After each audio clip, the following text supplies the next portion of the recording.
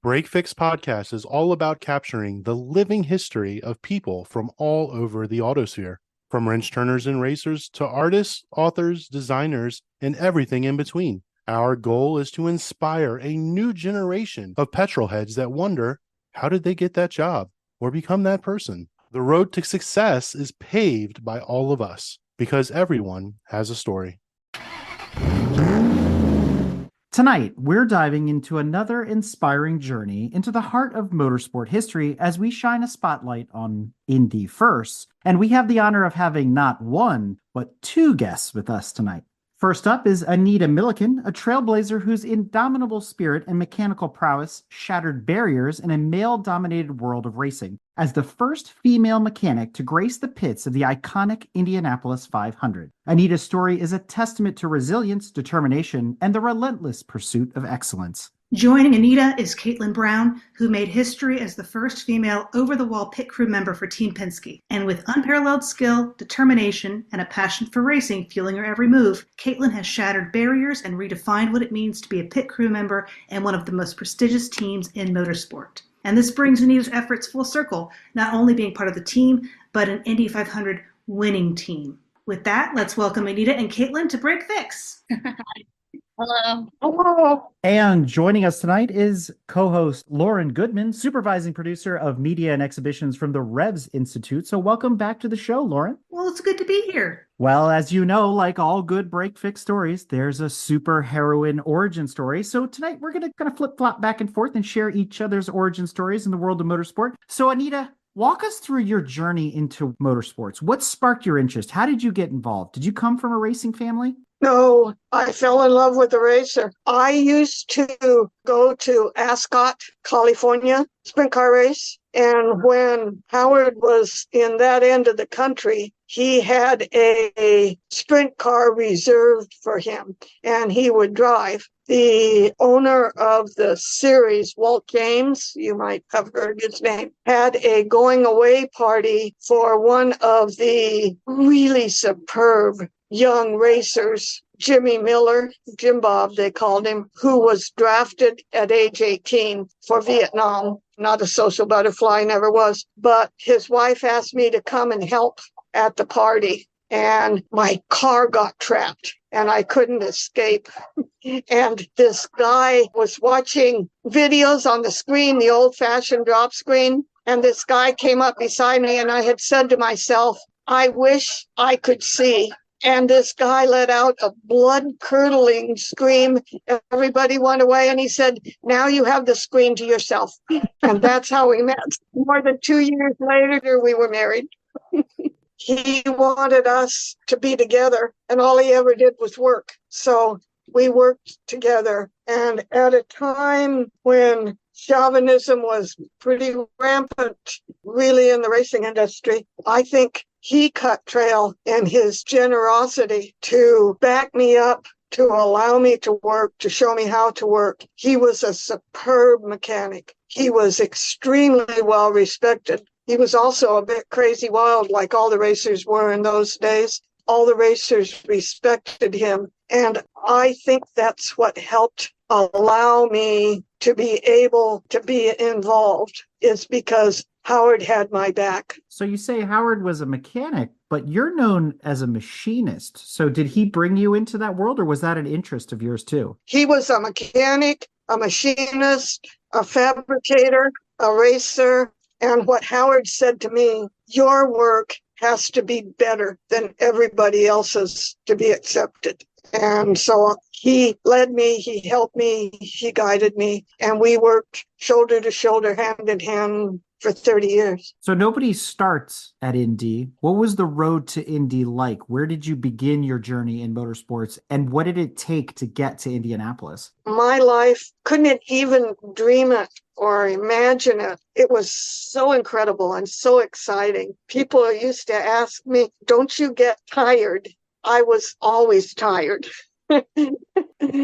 It was in the days when IndyCar was on an open trailer and you took a station wagon, and I can still hear the tools in the toolbox jingling in the station wagon as we would go across country. in those days, you unloaded Saturday, qualified race Sunday, and went home. And what we would do is go through the car Monday and then tour from, say, Phoenix back to Indy or Indy up to Pennsylvania. We would go to forts and museums, old houses, and Civil War and Revolutionary War battlefields all across the country. Wow. So it was a wonderful, awesome, incredible, unimaginably exciting life with a man that was so good. He was strong and honest and extremely talented and generous and kind. Not often are people kind and strong both, and he was. Wow. And it sounds like a real ally, too. Oh boy, yeah. Yeah. Wanda Devon, the marvelous Wanda, saw us one year,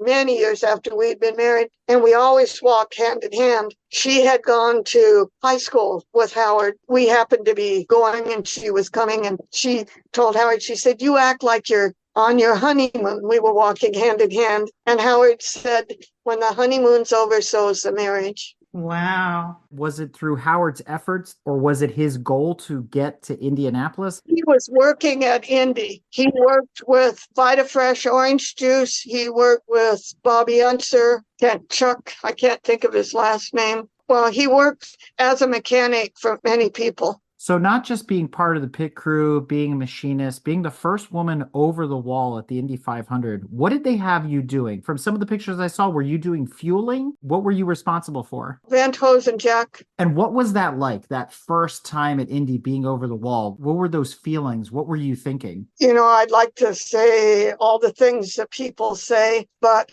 I was 100% focused on the car, because in those days they came in at speed. Was 100% focused on the car getting in, getting stopped, getting plugged in correctly, staying with it until the tire crews and wing adjusters were done, and unplugging. I saw nothing, heard nothing, felt nothing, just do what I had to do with the hoses. And this was in the early 80s, right? Yeah. At the height of some of the best IndyCar racing we've seen. I mean, it's only gotten better. There was no better racing than in those days. Phoenix, Milwaukee, Indy 500, Michigan. We went to St. Jovie. That was just awesome. And the drivers, they were just so incredible. So awesome. You had some legendary names back then, right? You had the Sullivans and the Andrettis and the Unsers and the Mears, and the list goes on and on and on during those days. Yeah, and they were all spectacular and competitive. And the crowds at Indy, I mean, there were 450,000 people and 300 acres. Yeah, it was just, we would go in, although it wasn't allowed, because we lived in Danville, close to the track when we were in town. We'd go home and shower, get a bite to eat, sneak back into the track before the closing, and sleep in the garage, because at 4 o'clock in the morning, you plug the oil heaters in. And at 6 o'clock in the morning, we would climb up to the grandstand when the bombs went off to open the tunnel to watch the crowd come roaring in. For those of our listeners that are just getting familiarized with your story and might be Google searching you right about now, this is the early 80s. So which team and which driver were you crewing for? Larry Dixon, the sprint car winner, not the drag racer. It was the Machinist Union with Andy Penske, the head of the Racing Machinist Union. Well, let's put a pin in your story there, Anita, and we'll come back to that as we continue the conversation here. But let's flip over to Caitlin. So same question to you. Tell us about how you got into motorsports and your road to the Indy 500. Yeah, for me, I've grown up around racing. My family's big into it. We did a lot of dirt racing back home and still do. And so it was always a passion of mine. And I raced myself, but I kind of got to a point where I knew that I wasn't cut out to be behind the wheel, but I enjoyed turning wrenches on them. When I graduated high school, I moved down to North Carolina, attended a tech school, and just through connections and getting to know people and trying to immerse myself in the motorsports world as much as possible down here, I was able to get a job at Team Penske. Originally, I was on the NASCAR side, and that was at first kind of what I thought my dream was, to do the NASCAR racing. But when you get hired at Team Penske and you know the history of the team and what Roger's done, you know that the IndyCar team is there as well. And that was something that was an interest of mine once I got there. Eventually in 2021, I was given the opportunity to dip my toes in the IndyCar racing. And once I did, I didn't want to leave it. Awesome. Because I'm a fan of a lot of different series, and Penske competes in a lot of different series. What's so special about IndyCar, and specifically the Indy 500 as an event? I don't know, it's hard to explain. It's one of those things that you really have to experience, but Yeah. Experience it is the answer. yeah, I mean, Indy 500 race day is incredible. I can't imagine what it was like in the 80s, but even today, it's still, 350,000 plus people and, the traditions and the pageantry and all of it together on Memorial Day weekend. It's really cool. Still gives me goosebumps to think about it, Caitlin. Yeah, I bet. What was it like your first time at the Indy 500? What were you thinking? What were you feeling? So the first time for me at Indy 500 was with Beth Paretta's team and her alliance with Team Penske. It was kind of like this is a one-shot opportunity. So it was trying to soak it in as much as possible because we didn't know if we'd get the chance to come back. It was wild to think that we were there and we were doing what we were doing and just to be a part of it in some sort of way. That first time there opened my eyes to, no, I want to come back here and I want to be successful here and I want to be a part of this race and what it means. So what do they have you working on right now? So currently I am the engine mechanic on the 2-car. So, I maintain that during the week. So, like Chevy does all the internal pieces. And so we'll get the engines from them and we'll dress them and do everything around it, maintain the fuel cell, all of that. So I'm kind of like the middle portion of the car per se. And then obviously do the inside front tire as well. Awesome. So fast forward a couple of years and you find yourself on a winning team at the Indy 500. What was that like? It was crazy. I still can't believe it happened. But just being able to be a part of a winning team there in any fashion, and especially for Roger and, that he's done in the history of this team, to be a part of that is super incredible and super humbling. Congratulations, you go, girl. Thank you. Wow. I'm so proud for you. It's such an incredible deal. Thank you. That first Indy, becoming part of the Penske Indy team, did you know about Anita's story? Did you know about the history and the shoes that you were stepping into? Not so much the first year. I knew Nita and I knew a little bit about her story. And the more I got involved on the IndyCar side, the more I learned of all the amazing women that have come before me and all the current women in the paddock now. Last year when we won, it was kind of like that full circle moment of, finally there's been a female to win over the wall. It was kind of crazy to think that in all of the history of the Indy 500 that it's the first time it's happened. But then, you look back at the history of it and, everything Anita went through to even break the barrier of getting females in the garage. It kind of, in a way, makes sense that it is now like the first time that it's happening. But it also just goes to show just how hard it is to win that race, even as a mechanic, as any team member. It's very difficult, and to be able to do that and be able to be the first female to do that is something you don't think would happen or that you would be a part of. So it's been really cool. On the flip side of that, Anita, had you heard about Caitlin coming on the scene a couple of years ago? Have you been keeping track of racing since you got out? I've been down in Costa Rica in the jungle playing with hummingbirds and orchids and my dogs. A lot of times my TV would speak Spanish and wasn't involved in racing. So I didn't receive any information until Lauren Sullivan let me know that, oh my God, you had won with Penske. I mean, so incredible that you did it. I mean, I'm so proud for you. I'm so thrilled for you. It's such a really big deal. Thank you. We're talking a little bit about the history here and making history. And Anita, you were very familiar with the era BW, before women. I coined that. And this was a rule. No women in Gasoline Alley. And it wasn't allowed. It just wasn't permitted. In fact, when the European drivers first came over, their wives weren't allowed to be timekeepers. No, and treated very badly, very, very badly. Arrogant, abusive, even for years afterwards, even in uniform, credentialed. It was difficult to get through the gate into the pits. Security would stop you, like, what are you doing here? Oh, they'd slam me against the fence. They called me all kinds of names. Wow. And it was just my wonderful husband, Howard, used to say, head down, mouth shut, elbows out, and move forward. So how did you finally get credentialed? There was an Indy Star reporter that sued the Speedway for the right to enter the garage area. So the Speedway allowed reporters in, but no other women. And the following year, other women started complaining, yelling. It was years before there was a bathroom in the garage area. Can you imagine going to 450,000 people to go to the bathroom? Just all kinds of little things. But I don't have a single complaint. Well, it's incredible to hear, yes, the privilege of being at the Speedway, participating, but also what you had to endure just to do your job. You wanted to be a professional and focus on your job and be excellent at it. And all this other BS they put you through just to do your job. And I kind of want to ask Caitlin, what are things like today on team? I want to ask that too. Thank you for asking.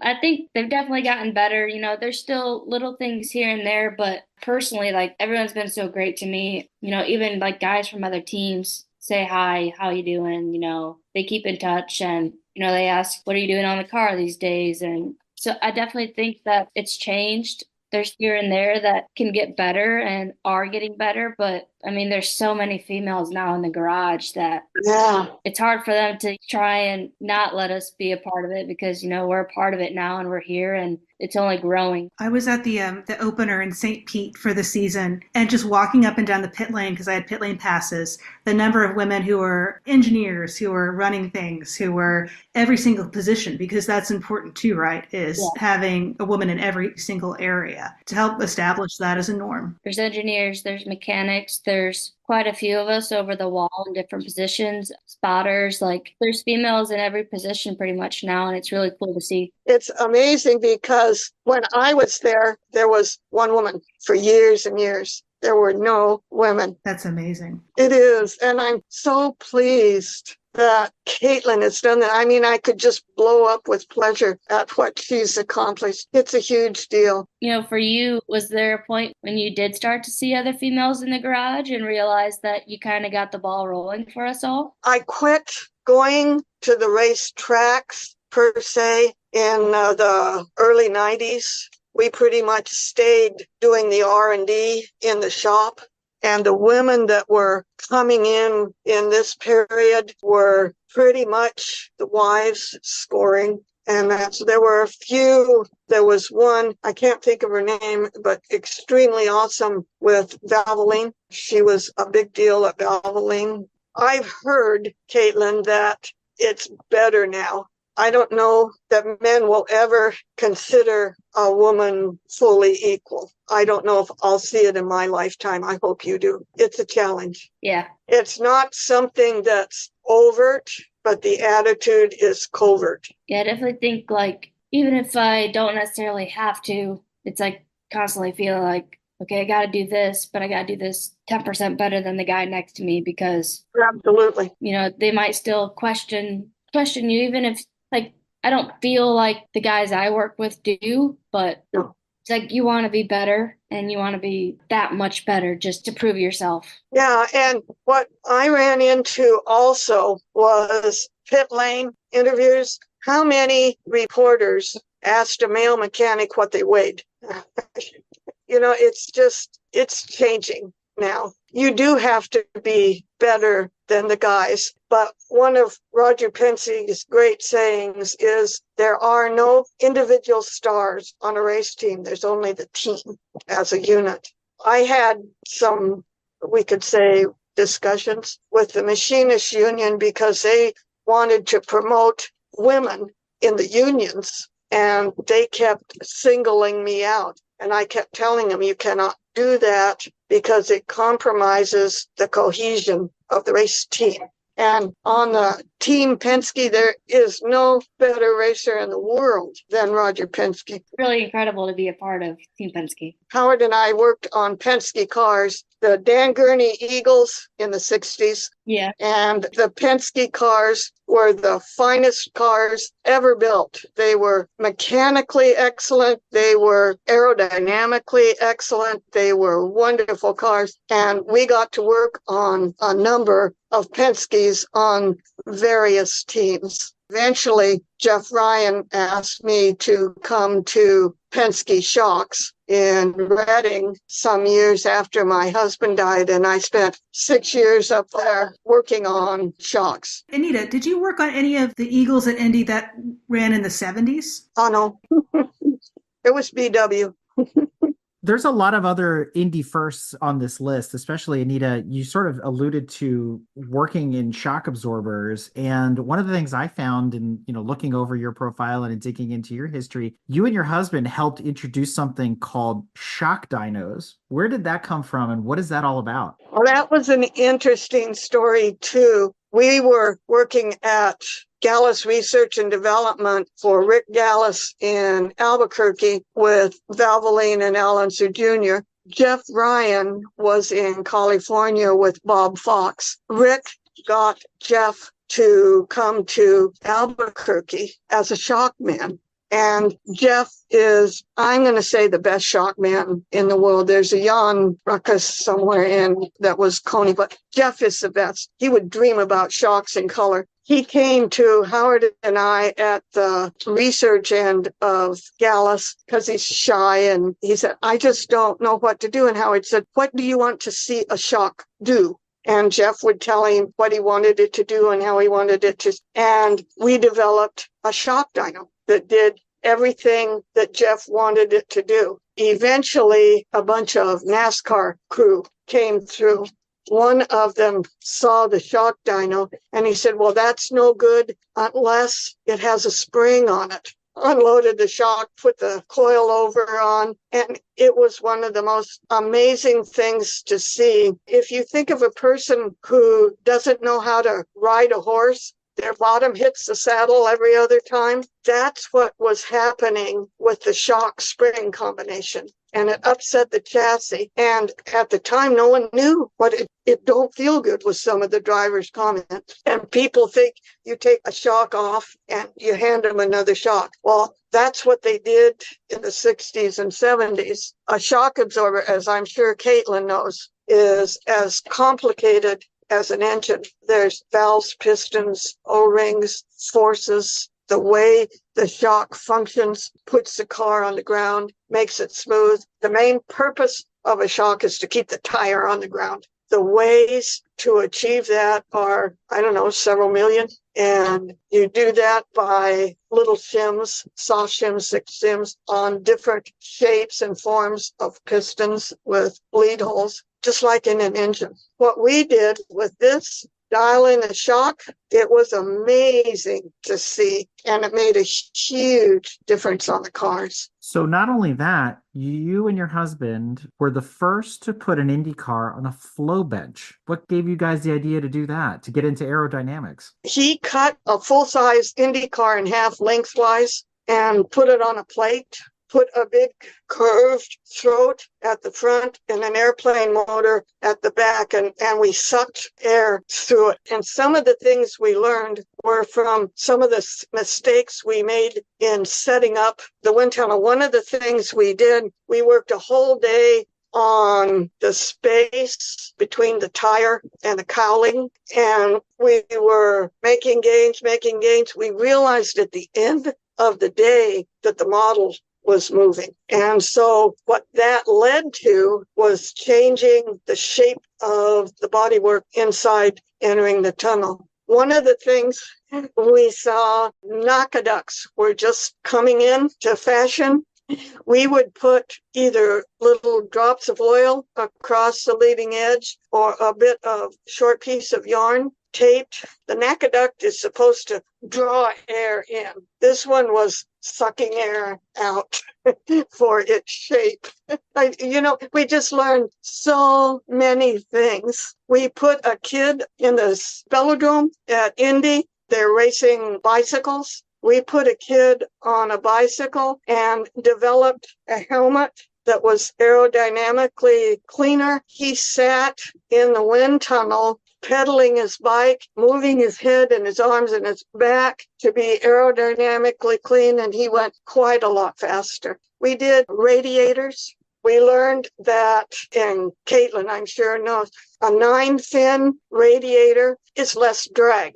equates to more horsepower, but it cannot cool for long periods. An 11 fin cool better but more drag. Put the 9 fin on to qualify and the 11 fin for the race. So somewhere in all this R&D, supposedly you guys also had a hand in the introduction of the more modern style front wings on the Indy cars. Is that true? Mm-hmm. An airplane wing and shape is to lift. On an Indy cars, F1, it's to suck. You want to get it to hold onto the ground. One of the things that we were seeing, I forget the year, but they were crashing coming off at speed on the fourth turn. And what was happening, the right front corner as it came around was lifting just millimeters, tiny bit. It was losing downforce on the car and it couldn't control it. And we saw that. Caitlin, all these things you're hearing about Anita that she was involved in with her husband Howard in doing the research and development, inventing these different solutions and modifications to the Indy cars.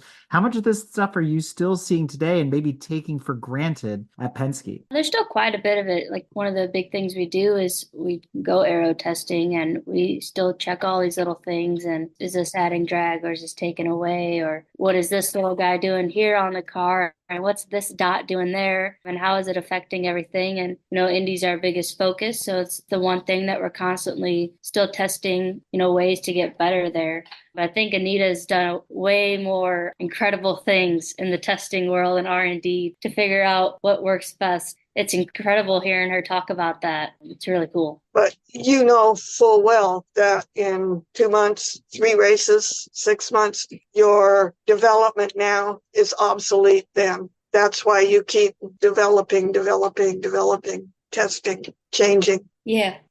I want to transition and talk a little bit about the future. And I sort of want to pick up, Anita, where your story left off. And you alluded to this earlier. You said you got out of racing in the early 90s. So I'm wondering, were you there in the advent of Lyn St. James coming on the scene and becoming, rookie of the year and all that in the early 90s? Were you there to see that? Yeah. And she and I had, shall we say, numerous discussions. Lyn is focused on women drivers. She's not focused on hands-on. Although I told her that there's an age limit, men or women, for drivers. A mechanic can retire when they're 90 years old. I did not get out of racing in the 90s. I just stayed in the shop, and we eventually worked pretty much exclusively on shock absorbers. If I remember my history correctly, Lyn and her husband also were in the shock business. So did you compete against her in business as well? Well, I was at Penske. Lyn St. James was working with Panos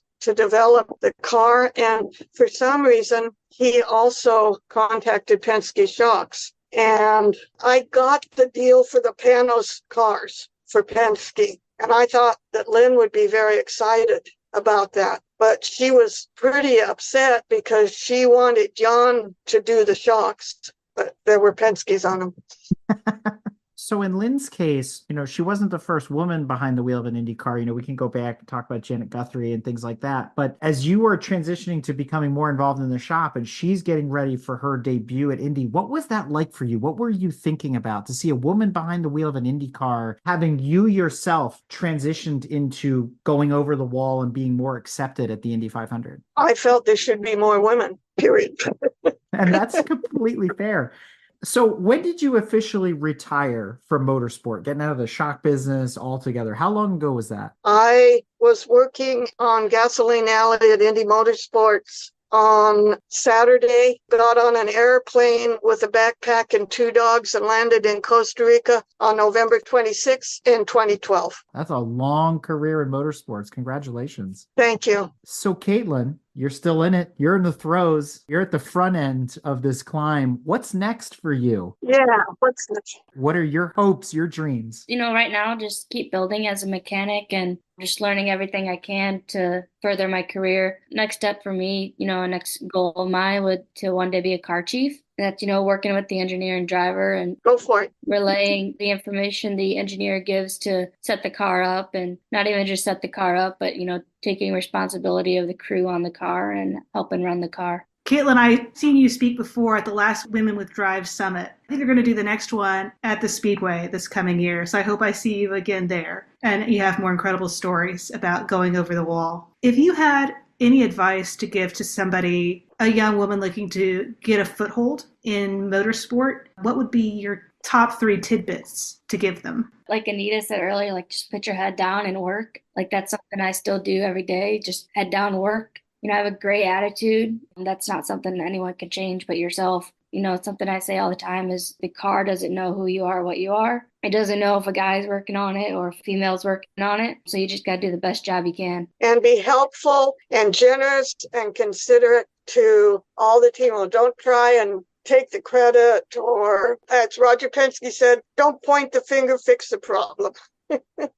Yeah. Be humble. That's what I tried to do, was be generous with the teammates, encourage them, help them, congratulate them. It makes it easier for you to be around them. You're never going to know everything there is to know. So No. You got to humble yourself and, be willing to ask questions, even if it's hard ones, and just always stay learning. And I think that's something I try and do. Absolutely. Also to show people that you don't think you're better than them in any sort of way, because, it's a privilege for us to all be a part of it. Perfect. I plagiarized little Al when he won the Speedway against his daddy, and saying his dad taught him everything he knew. He wasn't able to teach him everything his dad knew. And I can say that with Howard. Howard taught me everything I know. He didn't have the years in his life to teach me everything he knew. I think looking forward, the really big question is, how do we keep things on the right track? In other words, how do we keep this progress going in the paddock, that it's becoming easier and easier for women? And I know, Anita, you're saying maybe not during your lifetime, but maybe during Caitlin's. Is there really just like one silver bullet solution, or do you think it's a lot of things? I think it's women need to support women. Linda Conti said the other day, little girls now are being allowed, I wasn't, to play sports. In playing sports, the objective for a little kid is not to win, it's to learn teamship and communication. And little girls now are learning that. In my time, I had a lot of pushback from women. And so I think it's important, and I'm sure Caitlin knows and does, is support the women, not to the exclusion of guys, but to support, encourage, back up the women. One thing that I'm seeing a lot more of is just like bringing in kids to the racetrack. Yeah. Just showing them that there is females in these positions and they can do it. There's a lot of programs now that they bring kids from schools into the track on a Friday or Saturday and show them around, and all these different diversity programs that are helping to showcase and get them to have like the eyes on it to see, what is possible for them. I used to go into schools, high schools, grammar schools, to encourage kids that yes, you can. And we'd bring a shock absorber or a turbo, and we'd show them, you can touch this, you can manipulate it, you can work it, but you have to pay attention in grammar school. You have to learn your math. Be careful what you do. And because it was a real race car part that they could touch, I think it sparked enthusiasm. I guess the term these days is girl dad, which is what I am. I got 2 little girls. And let's say they walked up to either one of you and said, Anita, why should I pursue a career in motorsports? Or Caitlin, same question to you. Go, Caitlin. I've had this question asked, and if it's something you're passionate for, then there's no reason you shouldn't try and go for it, especially to young girls. I was lucky in my life to have people tell me that. So to just be able to continue to carry that message forward. Now, tell any kid, girl or boy, you can, but you have to work hard. You have to want to. It's wonderful, exciting, but it's not easy. It makes for tremendous passion. Caitlin, racing is addictive. The highs and the lows. Tell your little girls to go for it. All right, ladies. Well, we've reached that part of the episode where I'd like to invite our guests to share any shout-outs, promotions, or anything else that we haven't covered thus far. So, Anita, anything you'd like to say? Anybody you'd like to thank? I'm so impressed with Caitlin. I'm so thrilled for her. It's awesome. Thank you. I'd like to thank my wonderful husband. But the list is 45 years long. Jeff Ryan, Roger Penske, Mark Miko. I'd like to thank the people who supported me, and I'd also like to thank the people who made it difficult for me because it made me stronger and better. Caitlin, how about you? Yeah, just, my family and everyone that supports me and all my teammates and, Roger for giving me the biggest opportunity there is. The best in the business. And I think we got to give a special shout out to Miss Lauren Sullivan for bringing us all together tonight to be able to share these stories. Thank you, Lauren. What an honor. She kept telling me, you got to talk to Anita. You got to talk to Anita.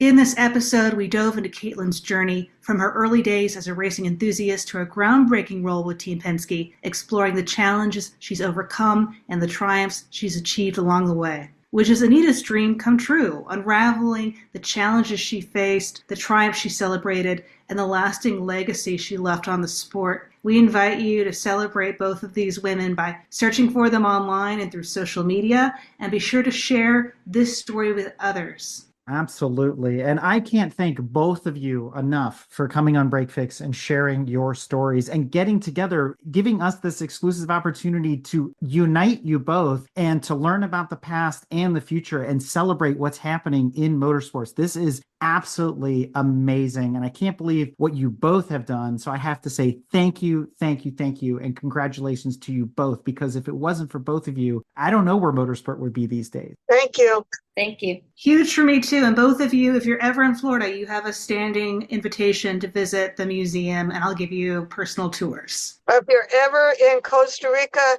mi casa es tu casa.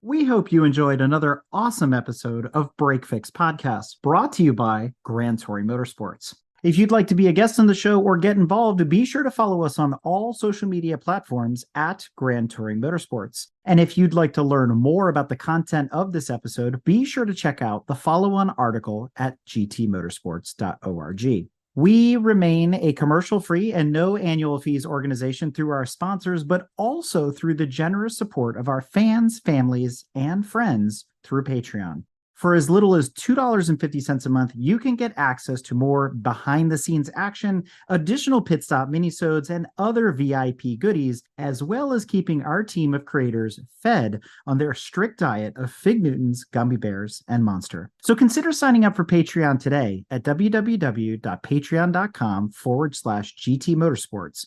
And remember, without you, none of this would be possible.